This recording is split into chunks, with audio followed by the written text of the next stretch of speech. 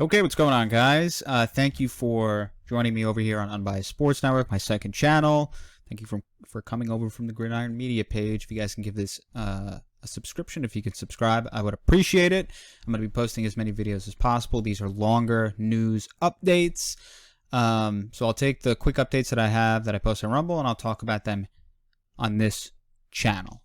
So far, thank you for the support. It has been great. I mean, look at these videos. 9, 10,000, 12,000, 4,500 views on a channel with less than 1,000 subscribers is unreal. And that's because you guys come over and support it. So I appreciate it. Let's get into the news. The Giants. This is yesterday. This is some news from yesterday. I didn't get to it yesterday. Didn't do video on this. They have signed former third-round defensive back Terrell Burgess. He has played in 30 games. Former third-round pick. Obviously, the Giants have kind of a tough situation at safety with Xavier McKinney being out for at least 4 games. The NFI due to the hand injury that he suffered during the bye week.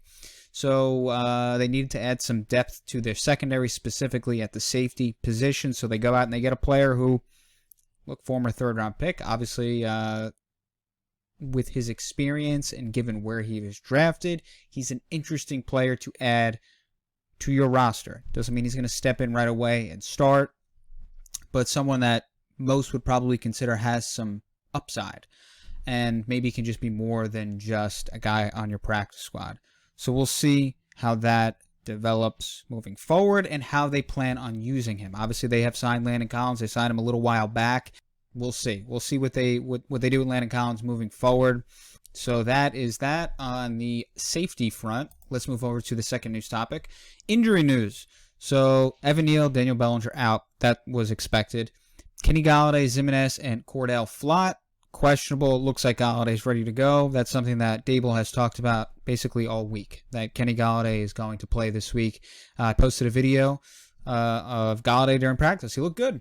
Looked like he was running some clean routes. So I think everything that we've heard on that front, Galladay's probably going to play.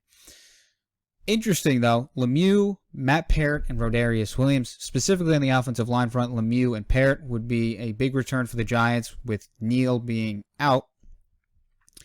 All of a sudden, they get Nick Gates back versus Seattle. They got him back, so now he's back in the mix.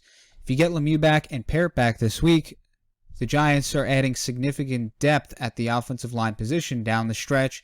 Neal at some point will return, so his season is certainly not over.